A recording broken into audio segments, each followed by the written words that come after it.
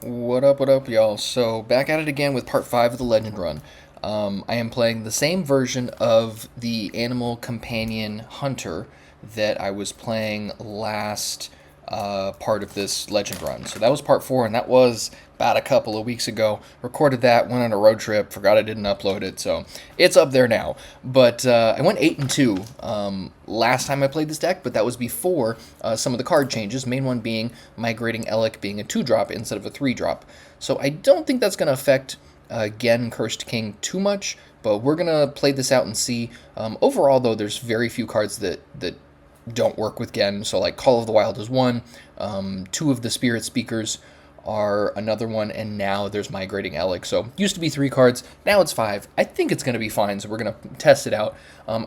Just worth noting, I have seen some versions of this deck that play this guy right here, Critter Caretaker, and then you end up cutting some of the aggro stuff like Reinforcement Rallier, and you're playing like a little bit more of a combo-specific Animal Companion deck. And I think there's probably some merit to it, but I don't have a lot of experience, so I'm not going to jump into that when I'm this close to Legend. I'm sitting at Diamond 3 with 1 star, so since I'm close enough, got experience with this deck, I know how it works, and I'm just going to keep running it, hoping that this doesn't make too much of a difference. But if this makes a difference, then we may have to cut the Genn, and then I might end up playing like Nightmare Lord or something in that realm that just kind of has some overall utility and doesn't change the formation of the deck too much. So let's see what we can do.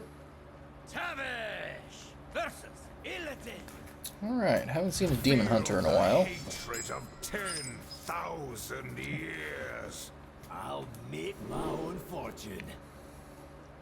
Not a bad hand here. I like Niri, especially when you have it early game with this deck, because double tracking is pretty sweet. Double Wound Prey, obviously not amazing, but it's something. 2 1/1s for 1 mana plus 2 damage is reasonable. It can take out a 4/4, but that's not until turn 3 with the coin or turn 4, which obviously is a long time to wait for something like Wound Prey. But with Tame Pet is the ideal situation here with Niri.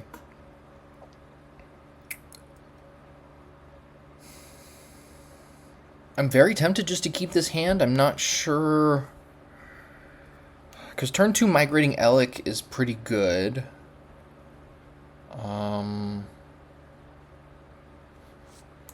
I think the correct call, though, is to throw away Niri. I don't want to, but I'm going to be using these very likely in the first couple of turns.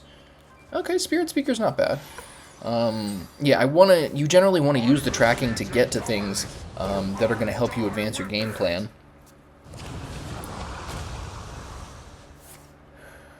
So that does put you in an awkward situation, but Niri's one of those cards where, usually for me at least, I like to just mulligan her away, and if I draw her at the right time, then that's fantastic. If not, then I can figure it out later.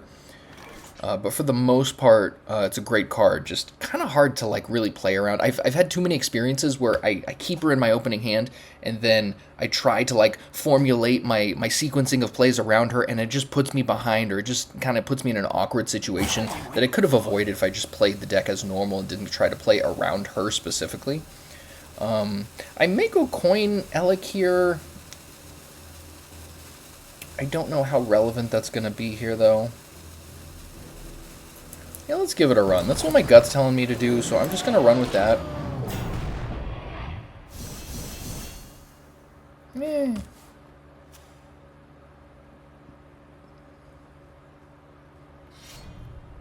None of those are really too crazy. Now, it would be great to get something else to upgrade the animal companions, so another Elekk, Tame Pet.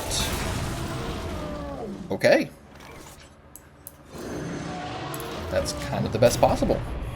Because now I get Animal Companion for a 5, which could be pretty good. 5/5 Taunt, 5/3 Stealth, or a 4/7 Vanilla. Yeah, all of those are great for turn 3, which is crazy.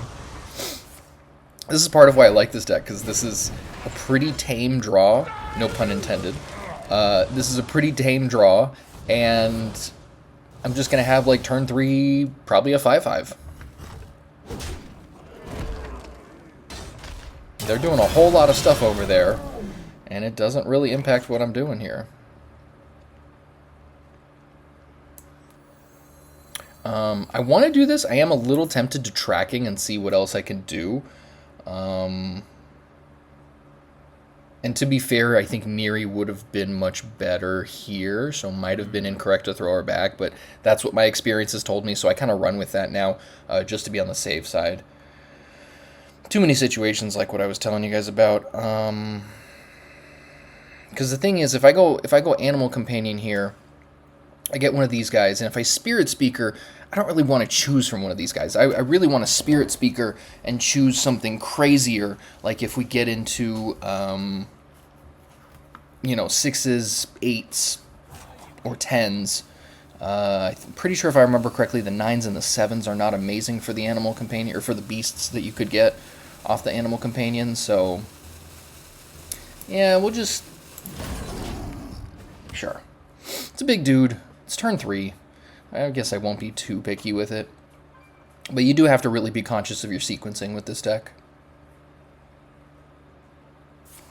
Yeah, very likely gonna go tracking next turn. Alright. Sure. That didn't seem too crazy for them. Yeah, I think tracking... Probably gonna Wound Prey, take out 2 of these guys. You know, if I do Spiritspeaker, I can get the 5/5 Taunt. They're gonna throw away some of these guys to attack it. Nah, that seems like a waste still.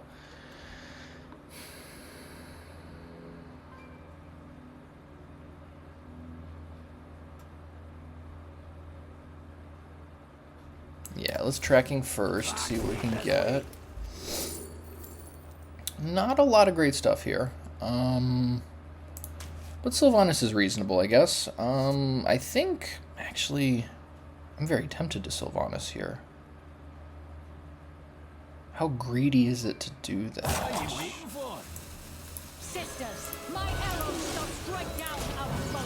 It buys me an extra turn with this, and if they want to attack it with their hero, that's fantastic for me. Okay, or just do another one of those, sure.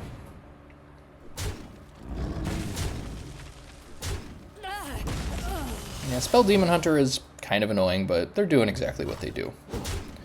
And I think my endgame is a little bit crazier than theirs. Obviously, they have the location, which could get out of hand, but for the most part, I'm not worried.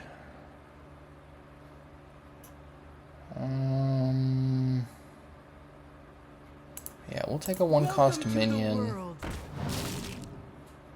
Huh. Well, eh. We're still stuck at 5 for these.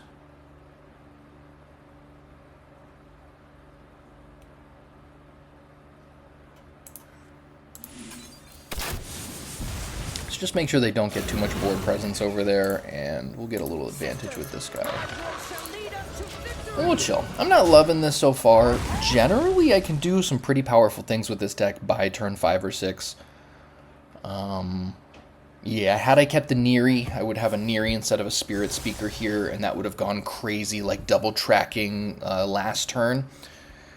Or double Wound Prey, anything like that. Would have been phenomenal, but I chose to play it safe. I think that's probably still the right call, but... Okay, and the Confront the Tol'virs are not amazing yet. Haven't drawn Tame Pet, Sands of Time, another Wound Prey. Alright.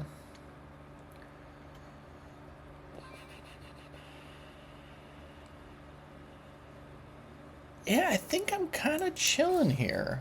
Not really super... Oh, wow. Okay, yeah, Blob of Tar is a great draw. I think the Elekk is significantly better. Blob of Tar is fantastic, but this is now a 2-mana 3/5. And it does advance my game plan here. Awesome. Those are great choices.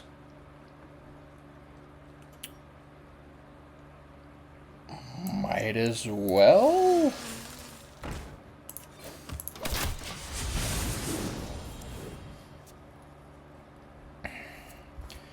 So now if we do this, we've got a 3/4 Rush Elusive, a 6/7 Elusive Lifesteal Taunt, or a vanilla 4/3. Reasonable. 2 out of 3 of those are decent, one of them being phenomenal. Okay, Nispir is annoying, but I'm not super concerned about that.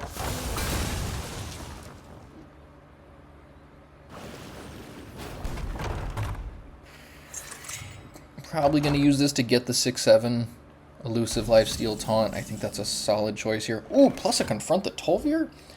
That'll cast 5 things. Tracking, Nest Nurse, Wound Prey, I Know a Guy, and Monstrous Mosquito. Not the greatest use of Confront the Tol'vir, but it could be okay. It is value. I mean, the tracking could be good. So I'm going to get 1, 2, 3 cards off of it. I get a 1/1. I poke their face for 1. Yeah, it's kind of hard to argue with that. Yeah, let's run it. And we're going to do that first to see what we get off of the tracking so that I don't use the mana on this first. Come on, something good. Okay, Sands of Time is okay. Noyatron, not bad. I think we're still...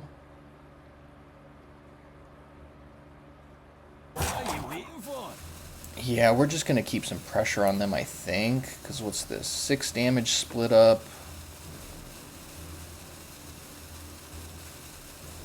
Nah, you know what? Let's do this.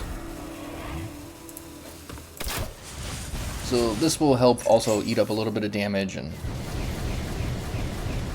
Cool. Got a decent board presence.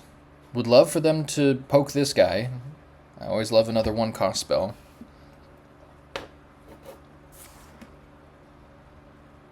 Yeah, I was tempted to Wound Prey and Sands of Time at the end of that turn, but just Rope was coming and I didn't want to mess up the Sands of Time, but I think that probably would have been a better play than the Hero Power. But I do like that I'm making steady progress on their life total with the Hero Power. That's something always to keep in mind with Hunter. That's part of why I play Genn, is because whenever you can use the hero or the Hunter Hero Power consistently, it will usually, you know, lead you to more wins. Because it's tough to deal with. Like, not a lot of decks in this format can just like choose to gain life. Obviously, Priest is a deck, but not a super good one in my opinion. So it's a little tough sometimes for some of these decks to be able to deal with just consistent damage to the face like that. So we can deal 4 here, and then Wound Prey it, and we're good. That's 2 mana, leaves me with 6. This is going to discover 3 spells. Yeah, we're rolling in the value here. What have we here? I think I'm going to do this first. Sisters, my instinct shall hunt down our enemies.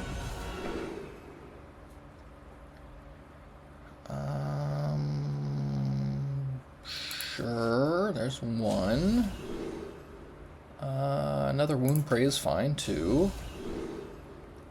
And an Arcane Shot. I definitely like having... I could go Supply Run. Supply Run could actually be really valuable here.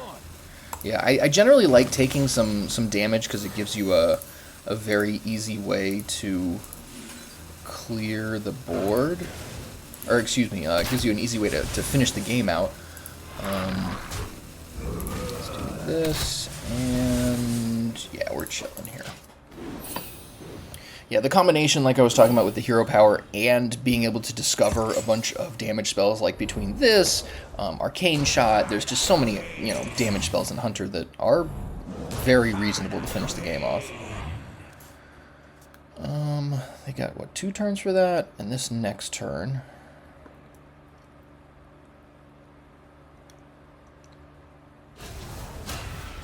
Okay, I'm not super concerned, but it is at the point in the game where I do need to be conscious of their ability to start doing more powerful things, because if you leave the Spell Demon Hunter player alone for too long, they start doing some busted things. Whenever this minion attacks, gives your... Wow, your beast get +1/+1. Those are Naga, Undead Beast, Undead Beast. Okay, so it's kind of relevant.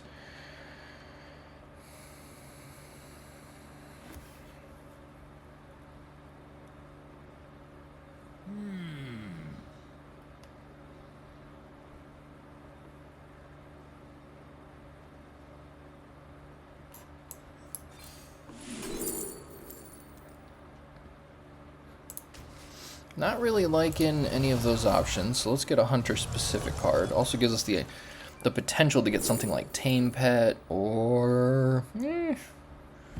not...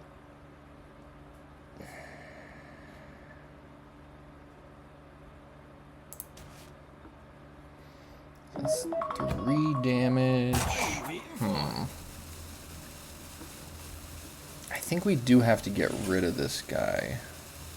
But I don't know that we're able to do it completely here. Let's do that. Let's do this into this. So we'll do that. Yeah, I guess that's all we've got. Yeah, this is not an ideal position. You know, like I said, we're getting farther and farther into their deck, so the closer they get to that location, they can just start playing really big zero-cost demons, I think it is. Or they just get to Broxagar, which, you know, with a little bit more damage can finish me off. But they've got 11 attack out right now, so if they can find 11 more damage, which is possible. Like, they haven't played... What's the card they just nerfed? The 4-mana one, but basically it's making 3 2s instead of 3 3s like it used to, but those would attack this and then my face. There it is, Hounds of Fury. So that puts more pressure, and if they can play, say, another Hounds of Fury or something like that, then, you know, things can get pretty crazy. Alright, so they do that, they gain some life. That puts the final portal to Broxagar in their hand, I believe. Yep, boom, and then they draw it because of the weapon. Fun times. Yeah. So this is kind of what I was scared of, just leaving them alone for too long. This was a pretty bad draw here. It's arguable I should be throwing the Spiritspeakers out, but it feels like a waste here. It just doesn't seem right without being able to upgrade the beast or the animal companions that much. It's very odd. But regardless, I guess we just go 4, 6 there. Let's start with this.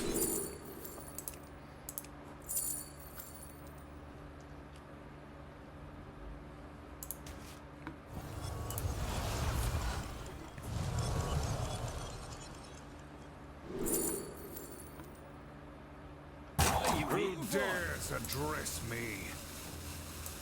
Come to me, friends. I guess we're just gonna do this. Your prowess is undeniable. Come to me, friends. We're just gonna get some beefy dudes. And then might as well get rid of this guy too. And it puts together the supply run, which is great, so that'll be even more value. Not super stoked about half the things I'm drawing. Like, we don't need Raptor-Nest Nurse or Rallier. And I think positions like this are probably also why playing, what's the guy called? The one mana guy that gives both players some health at the end of your turn, because, you know, you just end up in these positions where you guys are going back and forth, and, oh, wow. Yeah, it reminds me a little bit of Zilliax. You just need kind of a reset at some point in the game so that you can get back up to a higher health. Oh, wow. They're just throwing everything over here. Good God. Are they putting me at 1 right now? Ay, ay, ay. Okay. Sure.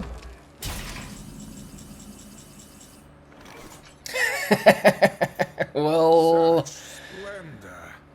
I guess let's see what happens. These go to 8s. Wow, I get a Meadow Strider. And then hopefully another Meadow Strider. Nice. That's actually pretty sweet. They still got me, obviously, but that's pretty awesome. Yeah. Alright, well done, well done. Starting off 0-1, not the greatest, but that's the way it goes.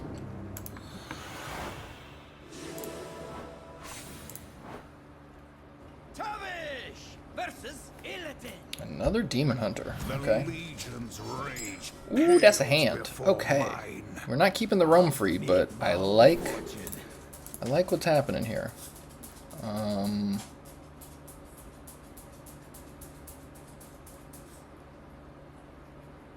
Yeah, I think I'm going to throw this back too. Tame Pet, always a keep. Fantastic card. One of my favorite cantrips in the entire game right now. Whoo! Double Tame Pet is best possible. Yeah, this is pretty much the dream I always want. Double Tame Pet. Literally doesn't get better than that. It replaces itself and it advances the specific strategy that we're going for.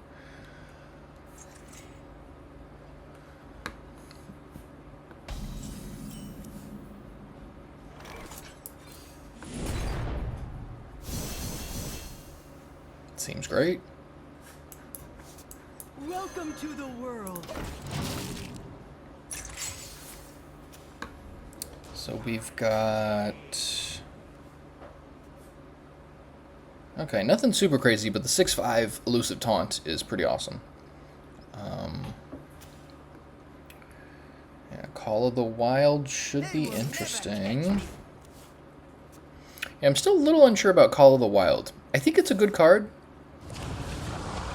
but in this version of the deck, I feel like 2 Call of the Wild is a little much. I feel like there's a lot more you can do early on, because I'm trying to go aggressive with this build. If you're playing a little more... Oh my god. This is also why Tame Pet is an amazing card to have in your opening hand, because now I can just play it and it casts 2 more times. I draw 2 more cards, and I get a Raptor-Nest Nurse as well. Like, how do you lose? Like, legitimately, how do you lose from here? So we're going to 7s, which isn't ideal, but there are worse things. Yeah, alright. Yeah, that's cool. The Mountain Bear is pretty decent.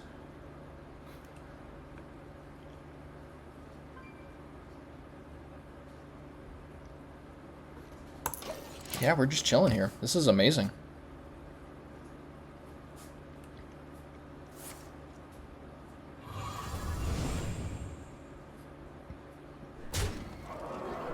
Yeah, there are a lot of people talking about how Confront the Tol'vir is too powerful. I can understand a case where somebody would say, well, why does it get to play all of the 1-cost spells? Why can't it just play like up to 3 of them or up to 5 of them, or something like that? So you get value, but not like... Sometimes you play Confront the Tol'vir and you're replaying like 7 cards. It's actually ridiculous. But yeah, that's definitely a thing. So this could get a vanilla 3/3, which is pretty lame, or it could get some good value here.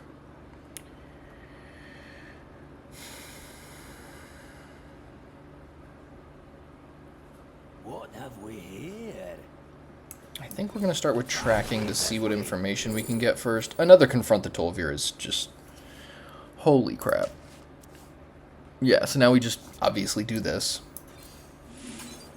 Draw 2 more cards, level up to 9-cost beasts. The 8s are pretty good, as you just saw. Those are some really solid choices, but 9 is where we're going to settle here. And none of those 9s are that bad. I don't hate it. 10 cards in hand is not ideal, but it is what it is. So next turn I can do this, and then Animal Companion for a 10-drop beast on turn 5. This is why I love this deck. This is exactly why I play it. Now, they're doing some pretty powerful things over here on their turn 4. But I'm probably going to have something like, what, Tortola, Omen, something crazy like that.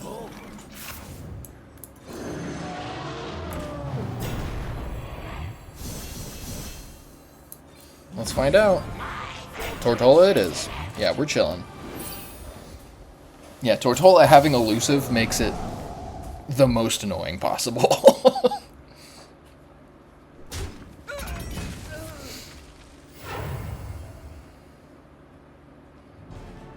Yeah, Eternal Hold, very good card. They're playing it a turn earlier than the curve allows normally. And it's going to make a 0-cost demon, but is that going to matter? Let's find out. Asphyxiodon. Good card. 30 health is a thing, though. So... yeah, this is bonkers. This is just insane. I think I do this in Wound Prey.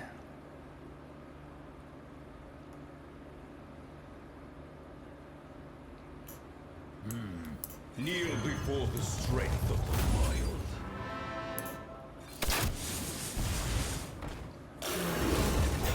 There's another Tortola. Seems good. Might as well get rid of this guy.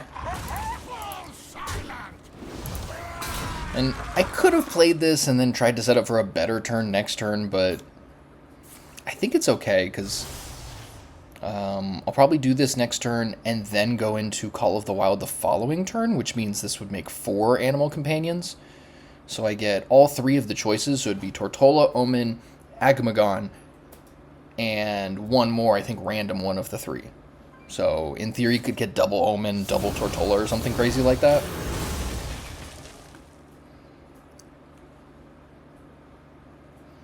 Okay, that is a nifty way to hit Tortola. It is a beast, so you can fumigate another beast. Sure. Yeah, they're really reaching here. They know they have to do something, because it's only going to get crazier from here. I'm just going to keep making 10-cost demons. And every spell I cast is going to get one, so...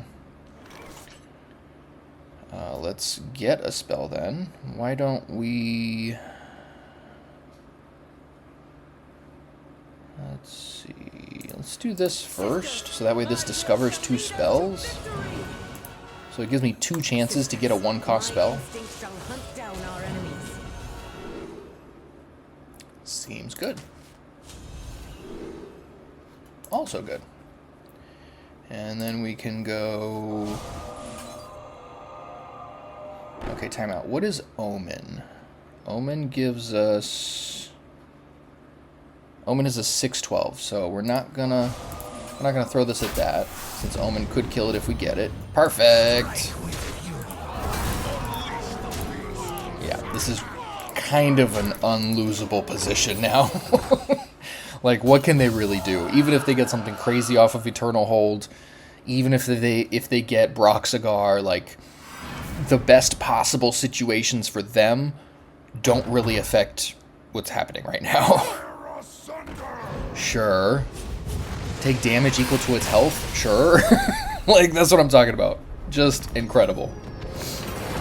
Alright, 1-1.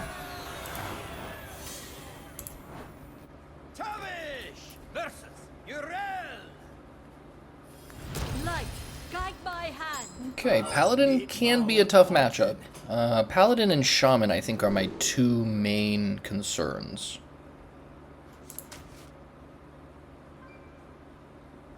These are reasonable keeps. I don't love Raptor-Nest Nurse. Believe it or not, I'm not a huge fan of this card. It's good value. You're getting, 2 for 1 between the minion and the spell, but not my favorite. No quarter for traitors.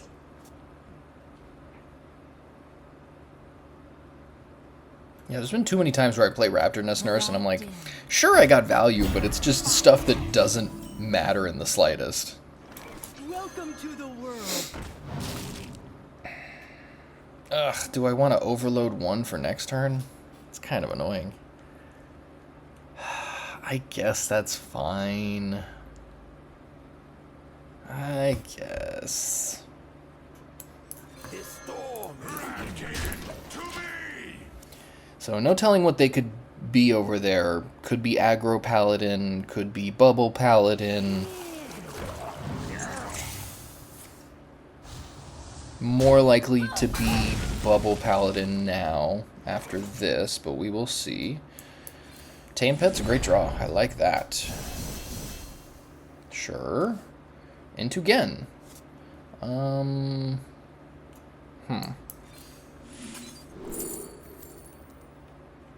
Drawing 2 cards is not bad. Panther's Mask is a reasonable card.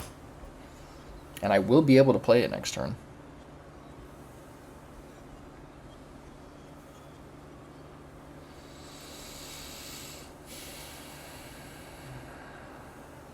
Very tempted to keep that. I think that's probably worth keeping. I don't like that it's a 4-drop because then... Well, actually, if I play this next turn, then... No, it's very likely I'm going to draw an odd cost card, so Genn will not trigger even if I play this next turn. Yeah, I'd have to draw 1, 2, yeah, 3. There are 4 cards out of the 23 in my deck. Very unlikely.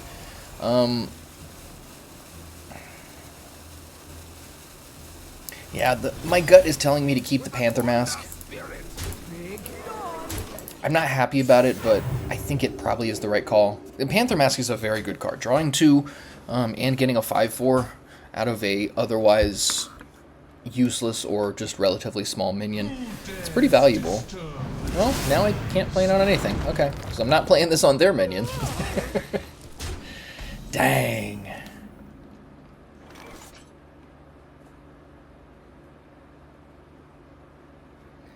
So this could give me... Yeah, nothing I really want. I can get a 5/4. That seems a little bad. Ranger's not bad. Yeah, you know what? We're going to activate Genn here, actually. So we'll do this. Sisters, my will shall lead us to victory.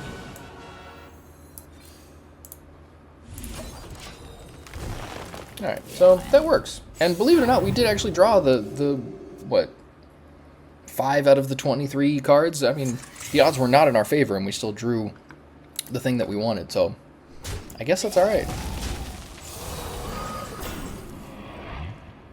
Into a roam free.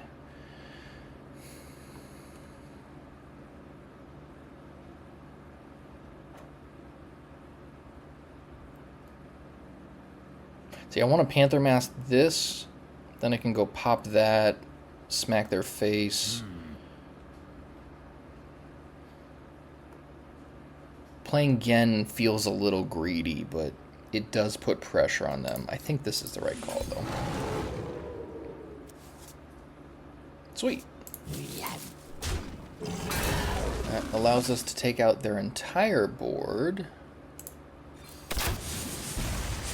Let none falter. That's even better.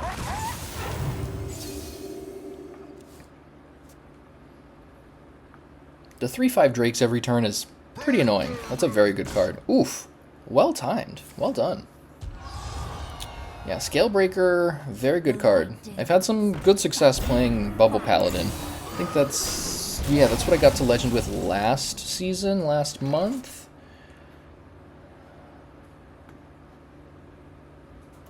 Yeah, this Spiritspeaker is not going to give us much.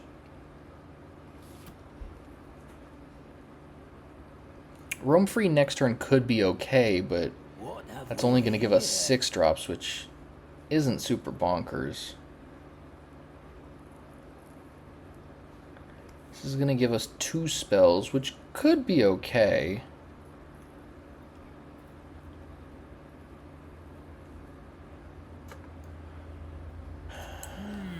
Our curse is our salvation.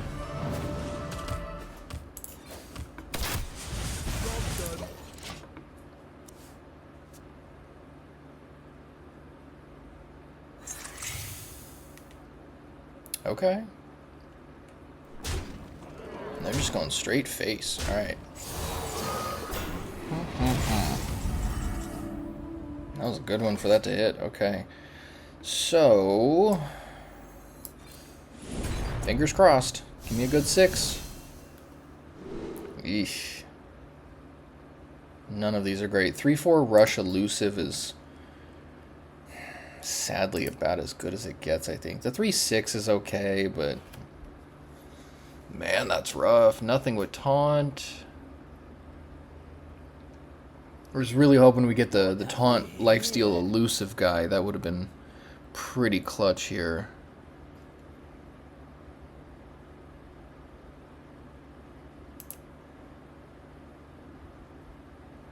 Am I just dead? 7, 10. Yeah, I think I'm just dead here.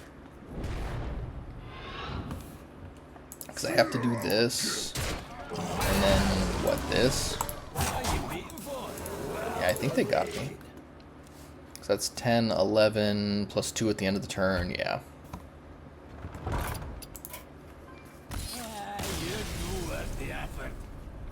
Alright, so 1 and 2 after Bubble Paladin. Like I said, that's one of the decks to be concerned about. They have very powerful cards, and that was a really well-timed Scale Breaker, by the way. That was just the best possible timing. So, what can you do? Versus the Lich King. Death Knight, huh? All will serve me. Ooh, and that's a good hand. I'll make my That is just a snap keep. No thought necessary.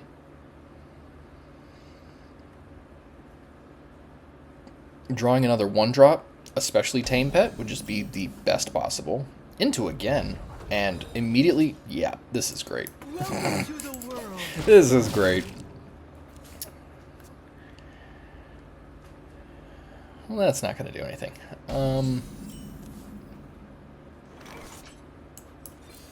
Tame Pet? Show me Tame Pet. Come on. Ooh, so good.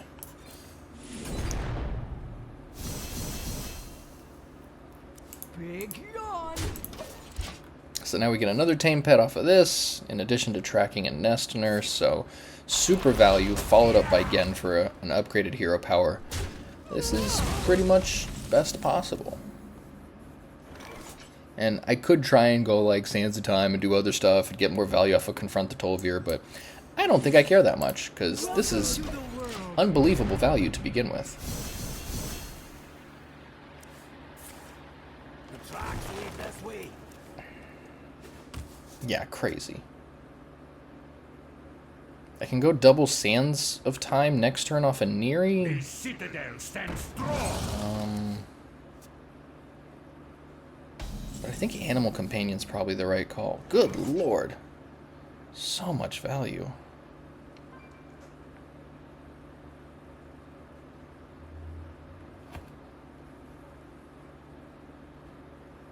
Yeah, I don't think I'm ever going to have a Shadow spell in my hand, so that's fine.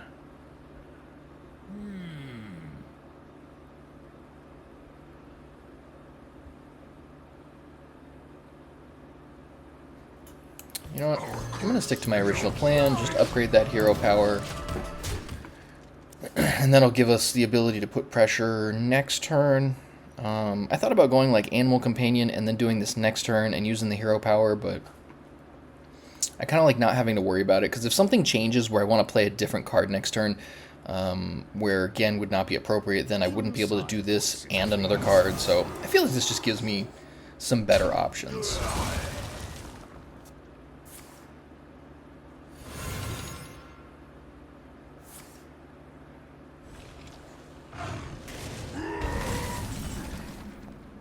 Sure, sure. Seems good.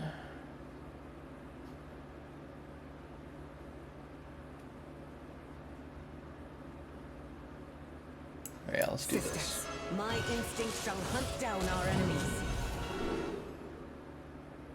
Nice.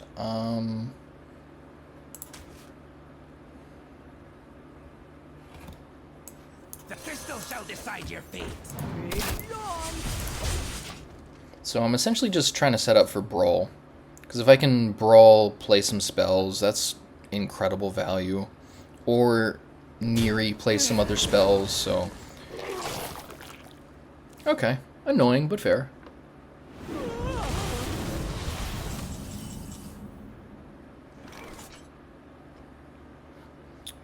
So we get a couple very reasonable choices here.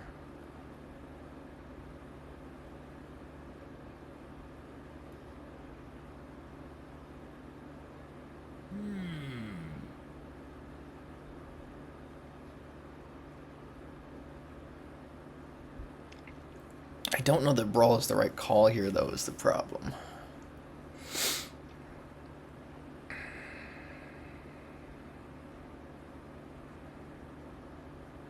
What have we? No, I think Niri is the right call.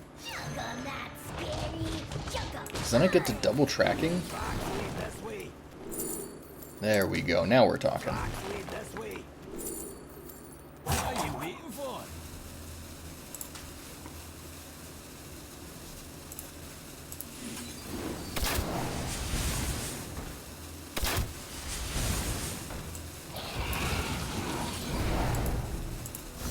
Oh, come on. Come on.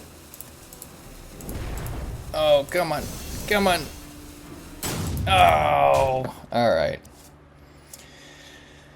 Well, game animation sometimes will get in the way of gameplay. It is my biggest gripe in Hearthstone. I feel like you should be able to just put the game animation away. It's legitimately my biggest gripe. But what are you going to do? I'm sure they spent lots of money programming all these silly little animations that happen with cards, but whatever. It is what it is. So we get 7 costs. I can get 2 of those, or I can upgrade to 9 and get 1.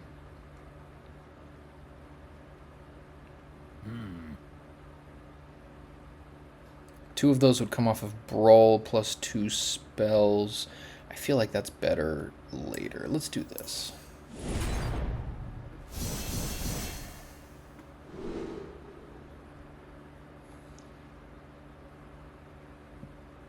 Yeah, the 9s are not my favorite, but sometimes it feels correct to go for it. This guy can be a problem. They see, the thing is, if you do this, if you get 2 on board, you're just obviously not doing well, because then you're going through your deck way too fast, but I think I'm going to do it, and we're going to hope that it gets something like Roam Free. Like, if it gets Animal Companion and summons another one of him, then we're in a really bad spot. Oh, no! Okay, that's awkward. That's very awkward. Okay. I mean, it was a possibility. I knew this was a possibility. But I have 2 5/11s at least, so... Oh, boy. Cooking up something special. So now I need another Elekk. I need something. They happen, you know? Need something to upgrade these animal companions. Like Roam Free. Perfect.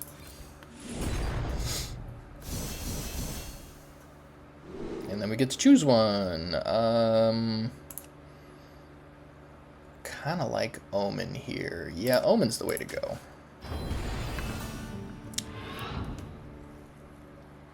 Strike with So we're going to do that. And sadly, I'm going to get rid of my own guy because I can't just throw all of these cards away like this. It's just, yeah, it's just not good. What else do I do, though? Strike with fury.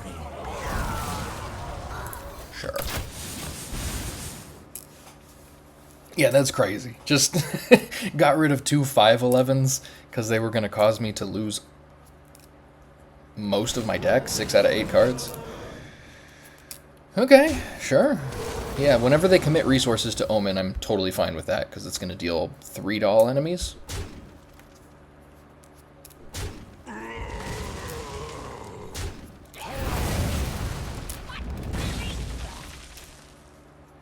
Join me in my eternal Okay. prison. Reasonable follow-up. You're going to need a lot more than that, though. You only got 6 corpses, buddy. Join me in my eternal prison. Alright, this next turn's going to be pretty awesome. Check this one out. Kneel before the strength of the wild.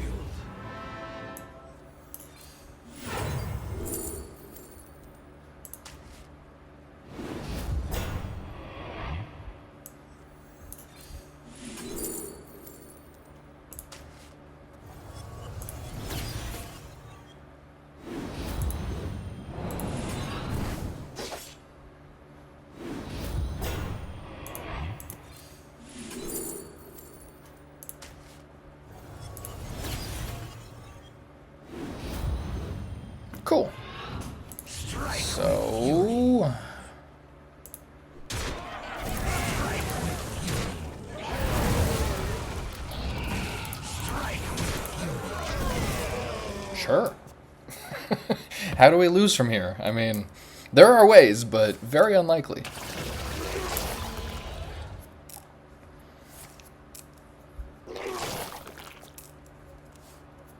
Now, Leech is one of the annoying ways that you can deal with Tortola, because it's not damage, so it just takes away some of its health, and eventually they can get there, but obviously that takes a while. You need like a Hideous Husk or something like that to really amp up the volume, otherwise it takes way too long.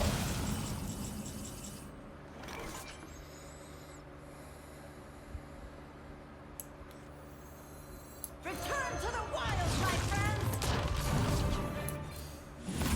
Now we get 2 more. Yeah, this is just bonkers. So. Strike with fury. Strike with fury.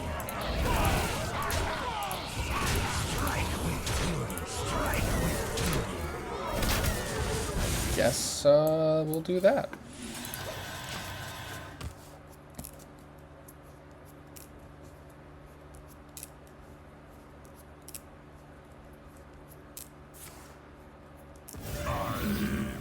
Yeah, they're just reaching at this point. They just got to try and hold on, but I don't think it's going to matter. It's like that I don't remember if it was the last game or no, 2 games ago, whenever it was. It's like their best case situation here is really nothing compared to this. Like, I don't know what decks can actually deal with this once this starts going off. Once you got the 10 cost set up, then you have to be able to deal with multiple Tortolas and Omens just over and over again. And I also got very lucky. I didn't hit a single Agamagon in any of these. So that would have slowed me down a little bit. Obviously, it's an 8-9, which is a big thing, but... yeah, they're just... let's do this.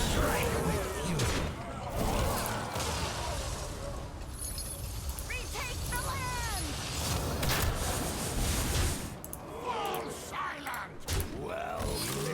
Alright, and we are 2-2. So back to where I started, but still, this deck is fantastic. I think it just got to hit the right sequence of decks or draws or whatever it is, and I should be fine. Hopefully no Shaman and no more Paladin, stuff like that, but I am at the high diamond rank, so it is very likely that that's the majority of what I'm going to face. So if that keeps happening, I may end up switching up to the more control version and a little bit less aggressive version. I like Genn a lot, but, you know, gotta, play against the actual meta that exists right now, so we'll see. Let's go. Versus Lunara. Very happy to play against Druids. Very, very. Fights back. I'll make my own fortune. Yeah, Druid is normally a pretty good matchup. There are some things they can do, but generally they're a little too slow unless they're aggro Druid. Aggro Druid is a reasonable deck in this metagame, I think, just depending on the build and the... I don't know, from day to day I feel like it kind of changes on whether or not you should be playing stuff like that. I'm not a huge fan of playing aggro Druid personally, but there are some good versions. And it is hard to ignore the data, too. Stuff like, I mean, this alone, Ravenous Flock, I think is a fantastic card.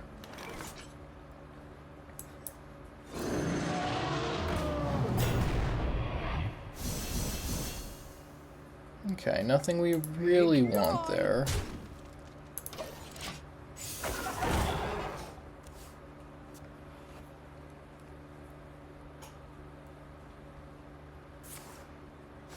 Ooh, what are we going for here? No hatchery helper or something, please. Ooh, into the overheat. Pretty good. Discarding Forest Gift, kind of annoying for them, but sure. Okay, they're really putting some pressure. And I don't think the animal companions are going to do anything here, so let's do this. Give me something good. Ooh, the Grizzly is good. That's pretty awesome. I like that.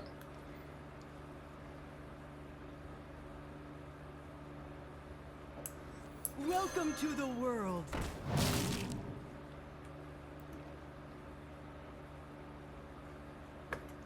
So I think we got to take out one of these guys. Ooh, Morbid Swarm is a great draw, actually. How many corpses? Spend 2 corpses, 4 damage. That's great. Boom. So this is actually one of the downsides of playing Aggro Druid, is if they can immediately deal with the aggression that you put out with this deck, then, I mean, they're down to, what, they had 1 card at the end of last turn? So they're just going to be fighting to create a board position. Like, they really need something like Wicker Fang or, yeah, Panther Mask. Pretty good here. But they got to get a little lucky also, which is part of why I don't play that deck at all anymore.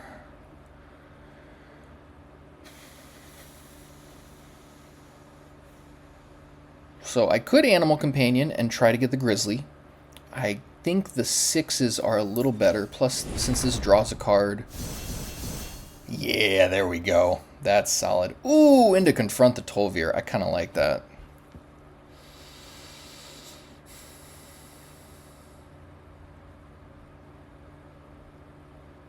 Yeah, and if we play Torch first and then Confront the Tol'vir, we get another Torch. I like that a lot.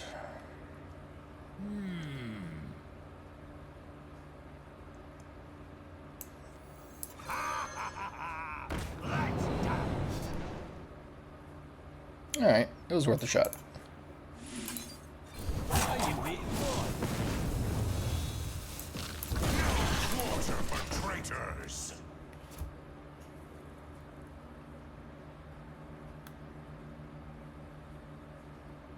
Yeah, these are really good 6s.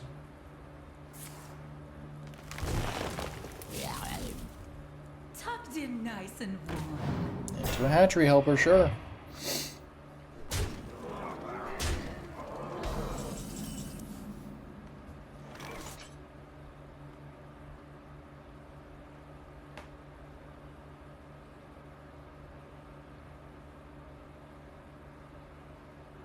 Okay, there's a couple ways to play this, so...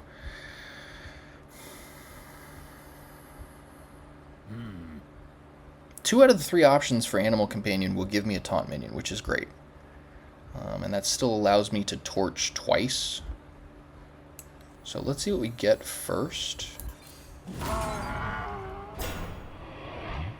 Yeah, that's awesome.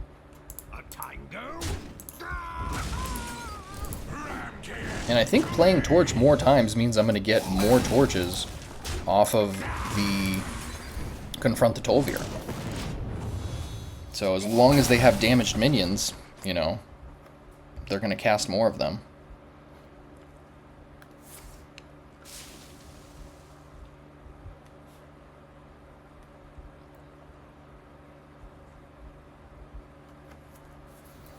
It's really interesting how much people were talking about Torch is going to break the metagame. Torch was going to be the most unfair card possible.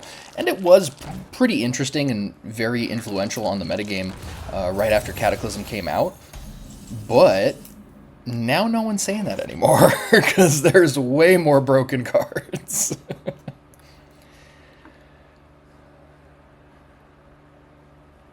Let's see, Tame Pet, Morbid Swarm is gonna summon 2 1/1s. What have we here? The track lead this way. Huh.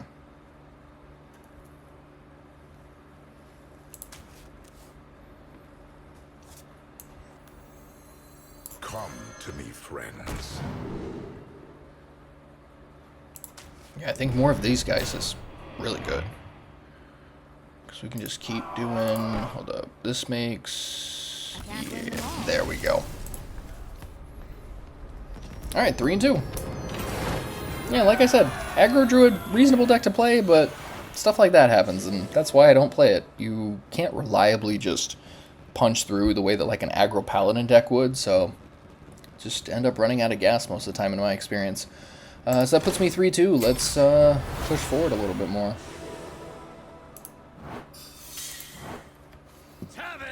Another Hunter. Here we go. You can't outrun the nightmare. I'll make my own fortune.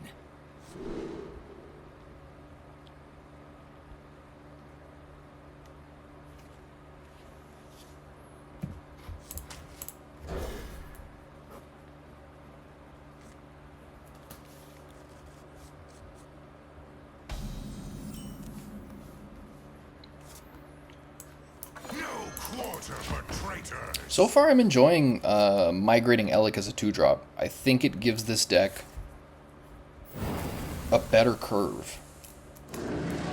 Because without this as a 2-drop, I think you generally end up having to play more 1-drops or rely more heavily on your 1-drops. And so now, being a 2-drop, it smooths the draws out so much more.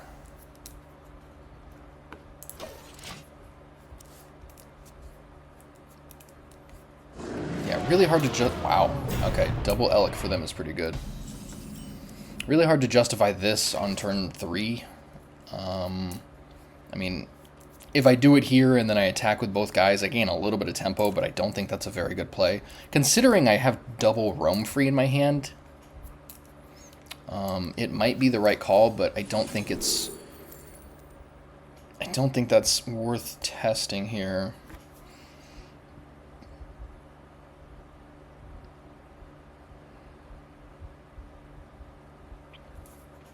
I don't hate Smoldering Grove here, actually. Definitely not going to play it here. But if I keep this and then I just chill for another turn or two, it does help mitigate the double roam free. Because double roam free means that I essentially just have to sit here and hope I draw things that are going to make roam free better and make them like hit hard when I can actually play them in 4 turns. So in 1 or 2 turns, if I can draw a couple cards and kind of smooth this draw out, I could be okay. But that's also dependent on what they're doing. Like, they're...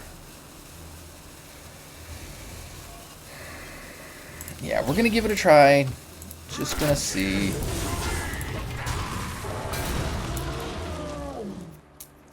I don't think it shows us... Yeah, it doesn't show us what their 5-drops are. Sisters, my instincts shall hunt down. But if you play this deck enough times, you kind of get an idea of what the average is for each cost.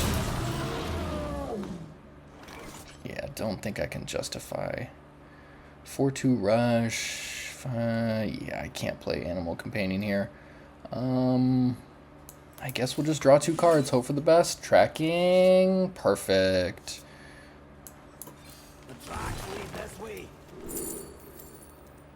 Tame Pet seems great.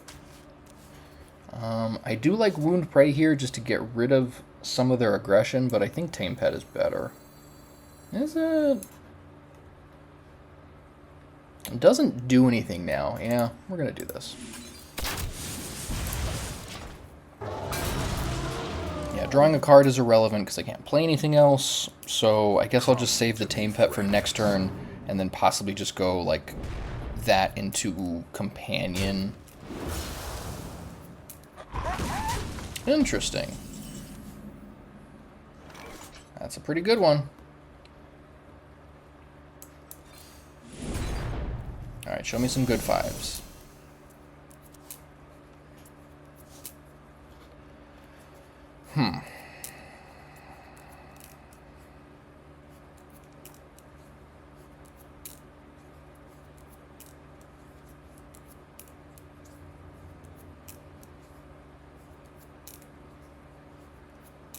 They're not the worst, I guess, but... so we're gonna do...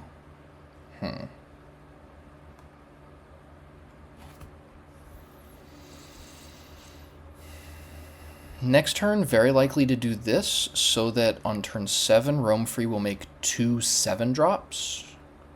What have we here? What are you waiting for? Yeah, and considering I have double Roam Free, I think it'll be fine. Ooh, alright, let's do that then.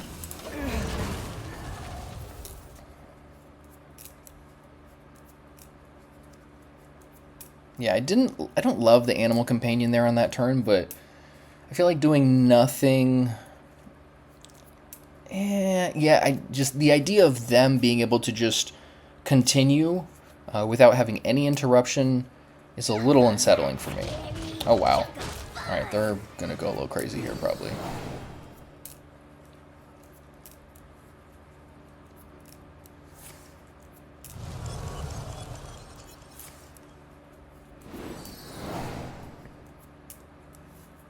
Thankfully, they can only play 1 more spell.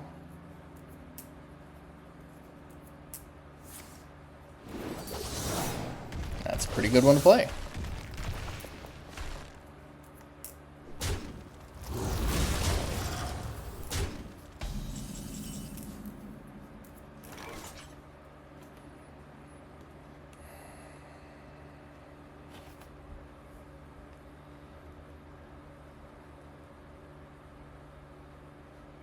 Yeah, I think we got to stick with the game plan here and just hope for the best.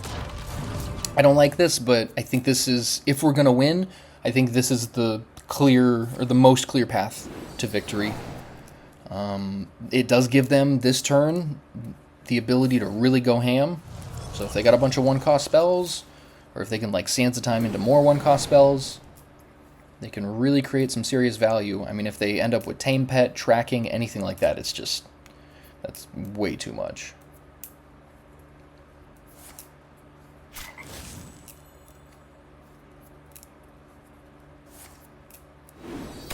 Alright, Wound Prey is not the scariest. That's fine with me.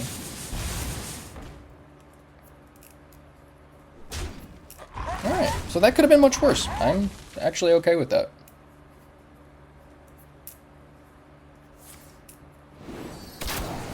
Sure.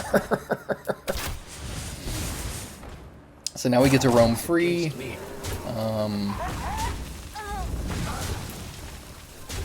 I mean, going to 14 is not ideal, but I think roam free should give us something good here.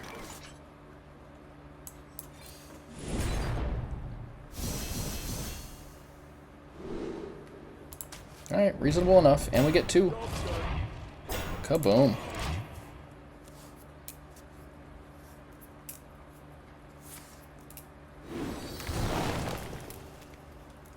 Yeah, the double tracking, oof, that's a little rough. And now the issue with roam free here is that it will put us at 9. And as we saw, was that last game? Whichever game it was, the 9s are not very good. The 9s can be a little rough. So, I would like to either, like if we can get a Tame Pet or an Elekk, that would be ideal before the next roam free. Otherwise, I might just Spiritspeaker. I'm probably going to Spiritspeaker next turn, honestly. That's probably the call. Because that also gives me very likely Genn going off.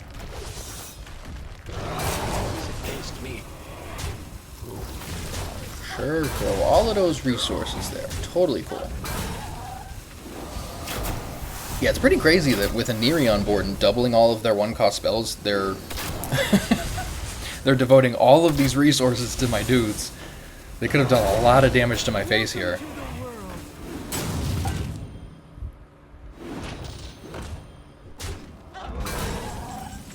This is fascinating.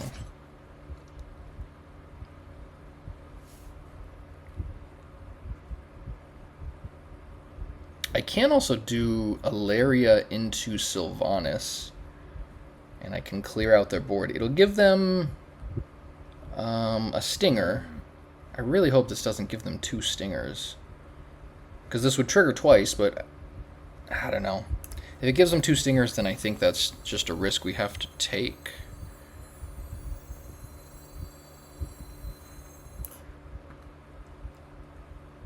Yeah, because if I do this, then that also makes sure that I get rid of this. Death Rattle, give a friendly minion +2/+2 in this Death Rattle, so it'll ensure that there's nothing out there to do it on. Alright, let's give it a try. What are you waiting for? Sisters, my arrows shall strike down our foes. Cool, alright. Does not give them double stinger. Let's do that and that.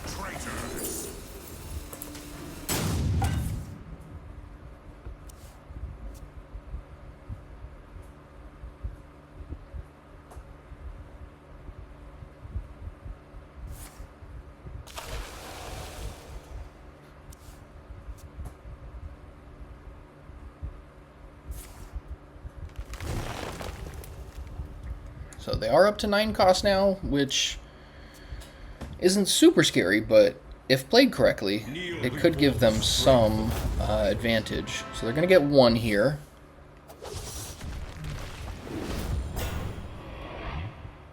Ooh, that's a good one to get, actually. Alright, you don't see Seismopod too often. Perfect!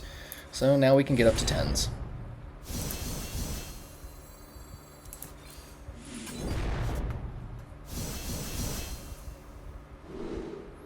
And we get 2... I kind of want omens. I'm pretty sure it gives you 2 of the same thing here, right? No, it gives you another random one, so... Alright, fine.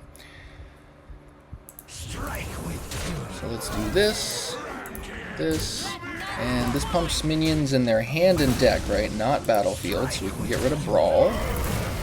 And... cool.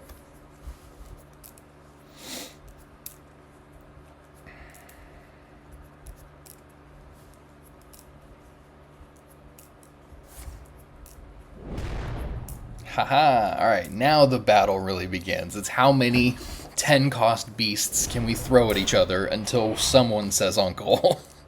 This is essentially what the mirror match is all about. Come closer, critter. And with the Seismopod trigger, where is this guy? Minions in your hand and deck +3/+3. That definitely helps them a fair bit. Okay, what does Confront the Tol'vir play? Tame Pet, Double Sands, Tracking. Alright, so that's some stuff. 1, 2, 3 minions, plus a Wound Prey is 4. What have we here?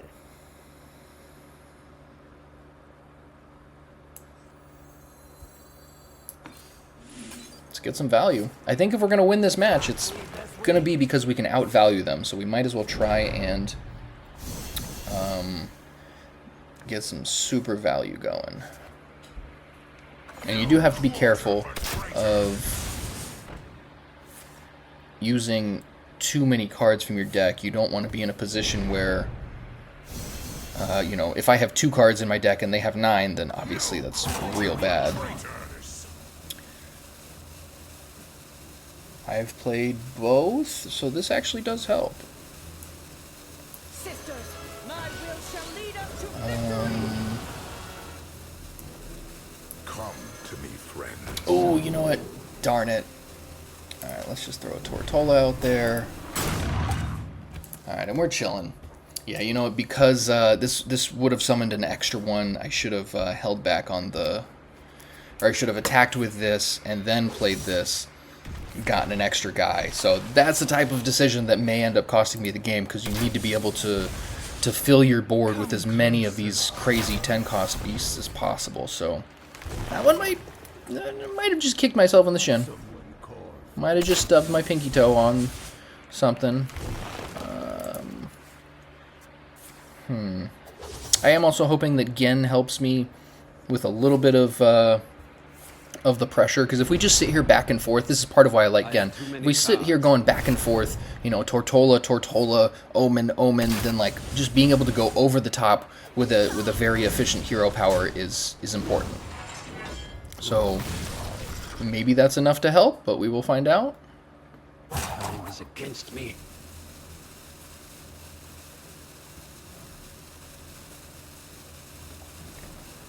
And they have 3 cards to my 9, so exactly what I was talking about last turn. They did not take into account that, like, the value here is going to be really important.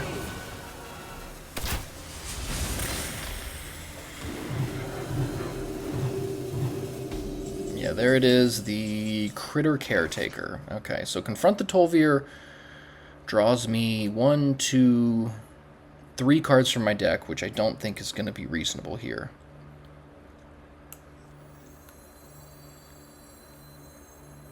I think drawing... Yeah, I think... What have we here? Alright, what do we want to do here? There's a lot of options.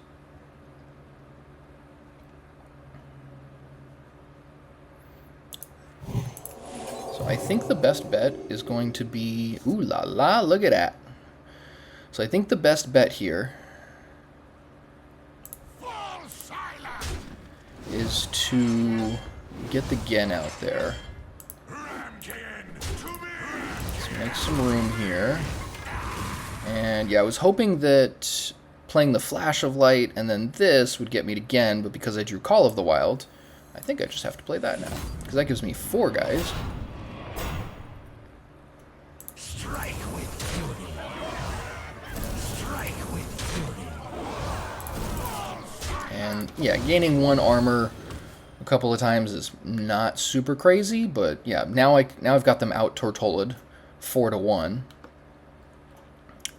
And out-carded. So I think if I can hold this position, should be okay. Yeah, the way that they mishandled that Confront the Tol'vir turn, a couple of turns ago, where they drew out a bunch of cards and burned a couple of cards, I think that was going to be a key point for this deck, or for this game, because if they hadn't done that, they would have more resources and just have a better ability to kind of play this back and forth, you know, wild swing of Tortolas and Omens. So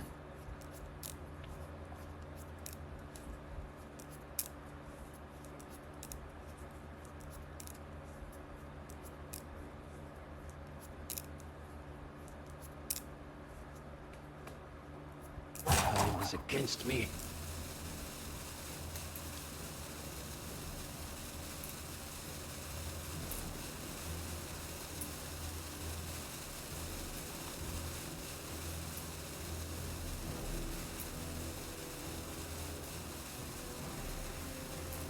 yeah, it looks like they know it too. All right.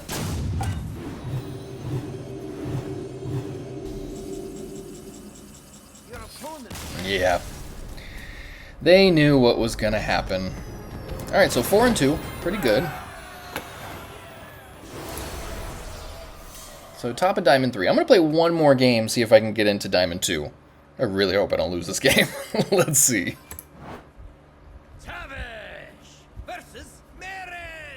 Okay. You saw nothing. I think Rogue is okay. Pretty sure this should be an okay matchup. Yeah, hard to not keep this hand. Anything that has 1-drops and Confront the Tol'vir is usually just a solid keep. This deck is great for a number of reasons. The mulligans being simplified is a big one. Welcome to the world. Because anytime you just have 1-drops and Confront the Tol'vir, you know that you have some value in addition to some early aggression, or at least early card advantage or something. So yeah, you just start with that and see where you can go. And 9 times out of 10, if I just play a 1-drop on turn 1 and 2, Confront the Tol'vir is the right call on turn 3. Yeah, I think we're going to do this, because then I should have attacked here first and then... Okay, yeah, execute wouldn't have made a difference, but that was the correct call, was to attack, see what 1-cost spell I get, because if this was something bonkers, you know, if this was a Tame Pet, for example, I gotta play that so that I get it off of the Confront the Tol'vir next turn, so definitely misplayed, but it didn't matter. Frenzy... Oh, okay. Well, that's a card. And Frenzy is 1-time effect after it survives damage. I'm surprised they didn't attack my guy with it. Yeah, I think... Do we just Confront the Tol'vir here? We get Tracking, Nest Nurse, and another Mermy. What have we here? Like, I could Reinforcement Rallier, I could, like, attack and execute this, and then Confront the Tol'vir the following turn, but do I really care that much?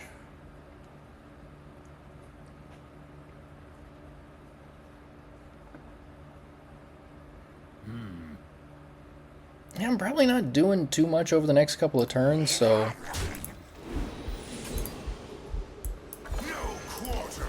Let's see what happens with this one.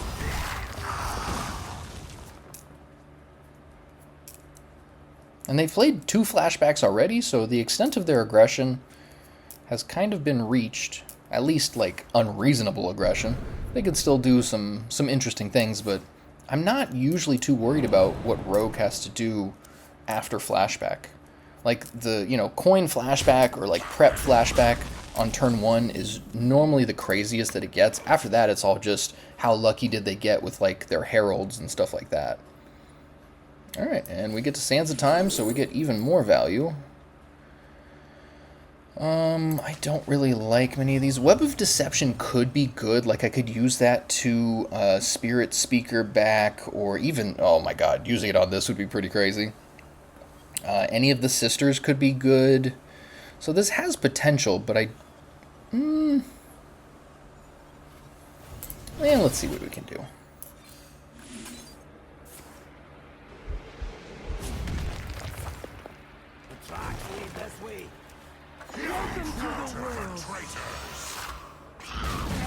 And we got a Spellweaver's Brilliance. Alright, probably will not come in handy.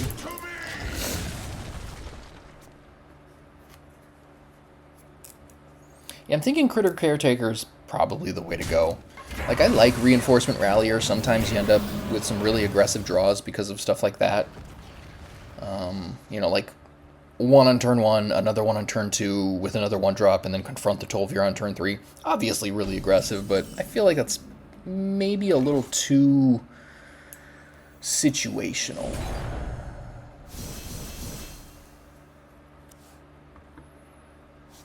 Okay, so cool thing here is I do this. Wow. That's kind of funny. Well, I'm not going to play that. But because I have Execute on here, we're going to do that.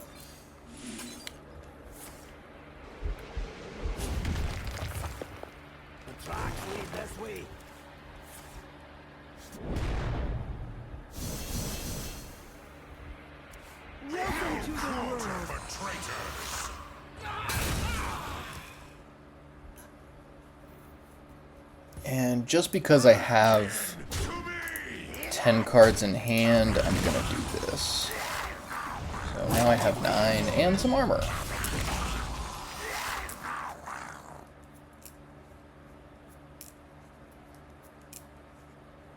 I think normally using that on Raptor-Nest Nurse would have been better, but that wouldn't have solved the issue of having a full hand.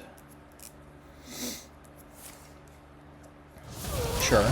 Alright, we're back to full, but at least we got it. Just have to pray we don't burn a good card.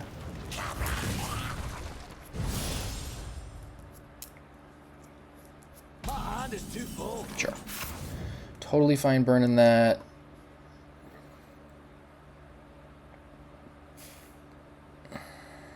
Not sure we want any of those.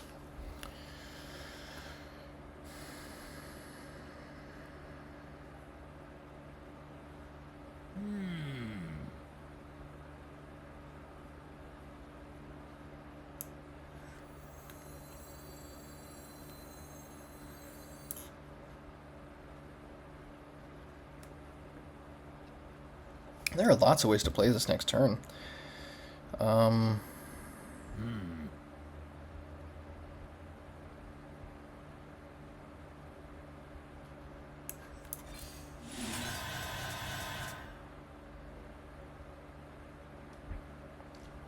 think we're kind of chilling, though. Because next turn we're going to roam free. Get a 7-cost minion. I don't think Animal Companion here... Yeah, you know what? We're going to do this just for the sake of some value, I think.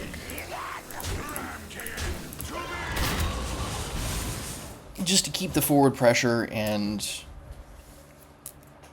I don't love having a really tight hand. Like, when you're hovering around 9 or 10 cards with this deck, because of stuff like Confront the Tol'vir, sometimes you want to be able to play it, but you can't because your hand's too big. So there's stuff like that that can be annoying. Double Niri is interesting.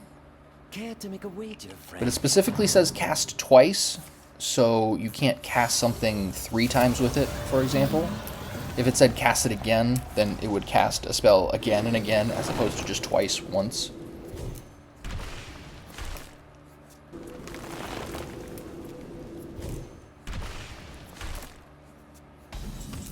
Cool. Ooh, you know what? Okay. Well, we're going to do the roam free, but then the Elekk will get us to 8. And then we can Animal Companion, which could give us something... Oh my goodness. Alright, I love Mythical Terror. card is just ridiculous.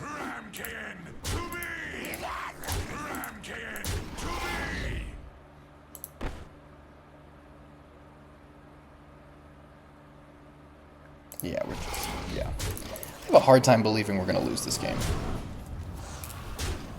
And they get to keep one Niri, but I'm not worried about it at all.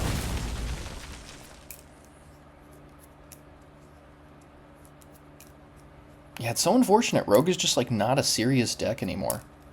Care to make a wager? This is, in my opinion, not the best representation of Rogue, but it's playing essentially all the Rogue cards. Not sure how good Fast Forward is in this metagame.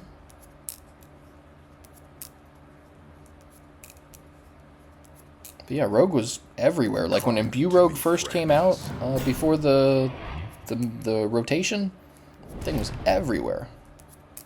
Now here we are. Alright, now it's just going to get a little dirty because we're going to go get an 8-drop.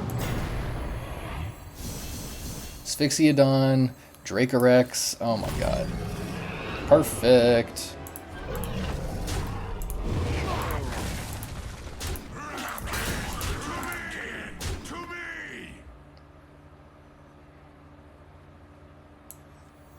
Sisters, my will shall lead us to victory. So the next Roam Free is going to get me a 10-drop. Go forth on swift. Ooh, okay, so they're going to bounce all my guys here, that's fine.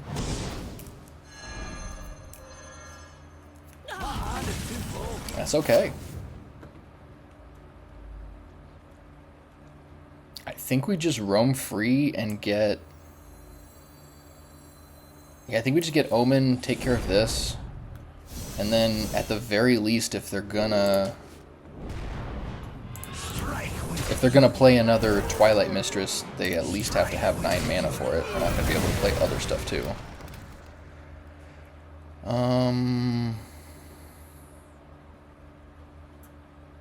Sure.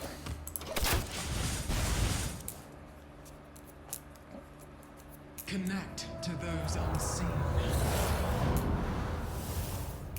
Alright, that's some value, but... Jungle not scary, jungle fun! Oh, wow. 8 mana, 11/21? That's crazy. I think I just want to play that because just so I can say I played it. Yeah, like Dracorex doesn't do as much as Dracorex normally does because they have a 6 health minimum here. So yeah, I think we're just gonna do that and then keep poking their face. Because it's very unlikely that they can gain life or gain armor. So if I just keep doing things they have to deal with and poking their face with my hero power, we're set. Like what? They got another Twilight Mistress. They're just gonna hold me off for another turn. I'm gonna play it again, use my hero power, like, yeah. Literally not worried about it. Come to me, friends. Okay. That was a good animal companion for them to get there.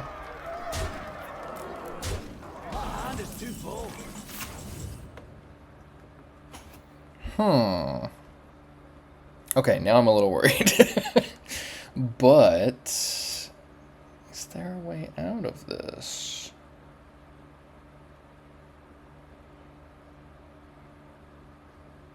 What have we here? So I can do this, deal 4 damage to everything. And then Dracorex will take out the rest of them. Well, almost, except for this guy.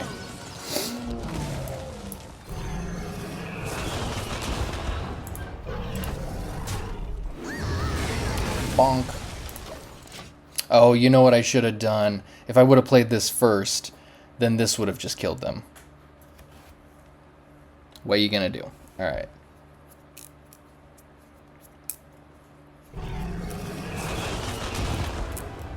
But they have to gain life or something here, otherwise my hero power just takes them out. There we go. Alright, they got some Cool story, bro. I will transcend this world. Dang, I really hope that didn't cost me the game right there. Oh my goodness. Alright, that helps. Let's do this first. Sisters, my instinct shall hunt down our enemies.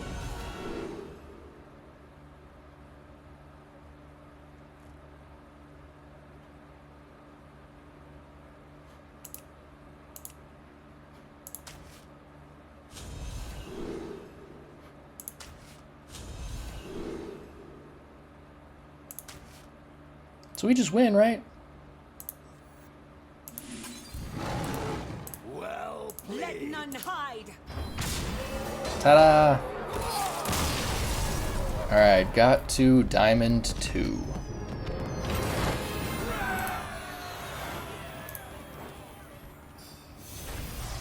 Alright, so finishing this run 5-2. And definitely going to keep playing this deck. I'm very tempted to change out Genn. I think the aggressive version of this deck might not be the right way to go. So I am thinking about playing the Critter Caretaker, which would mean that I end up cutting Reinforcement Rallier. I think a lot of versions are not playing Animal Companion, which is kind of weird to me. I like this card. I think it gives you a little bit of play in some of these in-between turns before you really go crazy with the combo.